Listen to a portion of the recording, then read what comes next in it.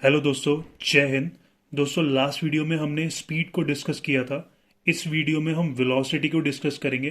तो चलिए शुरू करते हैं। वेलोसिटी टॉपिक शुरू कराने से पहले मैं आपको स्पीड के बारे में एक रीकैप दे देता हूँ। पिछली वीडियो में हमने ये देखा था कि जो स्पीड होती है वो किसी मूविंग ऑब्जेक्ट के बारे में ये बताती है कि वो ऑब्जेक्ट कितना फास्ट या कितना स्लो है।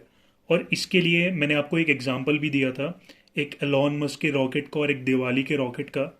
अगर आपको ये वीडियो देखनी है तो ऊपर आप आई बटन पे क्लिक करके इस पूरी वीडियो को आप देख सकते हैं।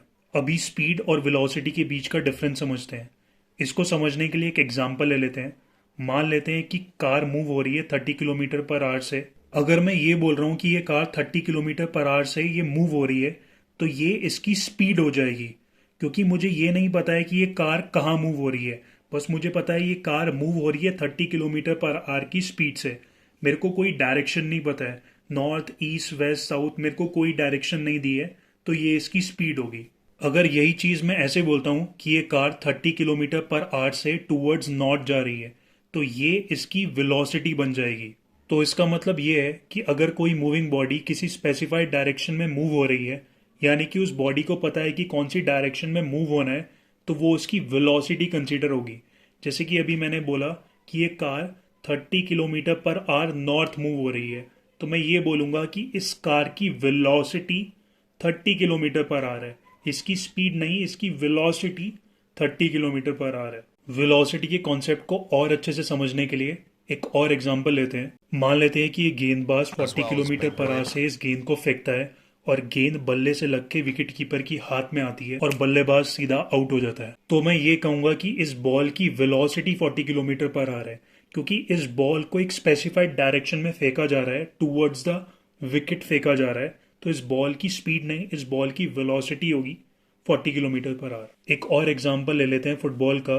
इसमें फुटबॉलर 30 किलोमीटर पर आवर की स्पीड से इस फुटबॉल को नेट्स की तरफ मार रहा है। इसको डायरेक्शन पता है, तो इसमें 30 किलोमीटर पर आवर इसकी वेलोसिटी हो जाएगी, क्योंकि इसमें हमारे को डायरेक्शन पता है। तो ये भी एक वेलोसिटी का एग्जाम्पल हो जाएगा। अब वेलोसिटी की डेफिनेशन देख लेते हैं। वेलोसिटी होती है डिस्प्लेसमेंट अपॉन टाइम टेकन। जैसे हमारी स्पीड होती थी distance upon time taken, velocity होती है displacement upon time taken. Velocity की एसआई यूनिट होती है मीटर पर सेकेंड। और वेलोसिटी एक वेक्टर क्वांटिटी होती है।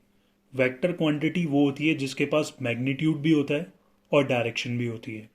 जैसे कि अगर मैं बोलता हूँ 30 किलोमीटर पर आवर नॉर्थ, तो यहाँ पे 30 किलोमीटर पर आवर मैग्नीट्यूड है और नॉर्थ डायरेक्शन को डिनोट कर रहा है।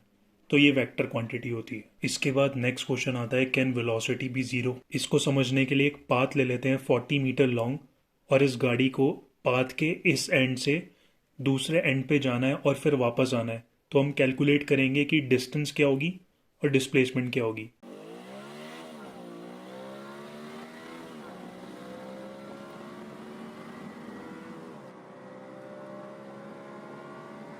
तो इस कार ने जो टोटल डिस्टेंस ट्रेवल करा है, 40 आने का 40 जाने का, टोटल 80 मीटर्स डिस्टेंस ट्रेवल करा है इसने।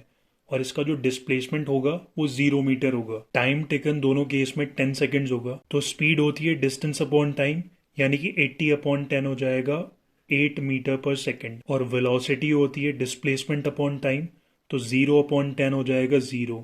तो वेलोसिटी 0 हो सकती है। तो दोस्तों, इस वीडियो में इतना ही। आगे की वीडियो में हम मोशन के आगे के टॉपिक्स को कवर करेंगे।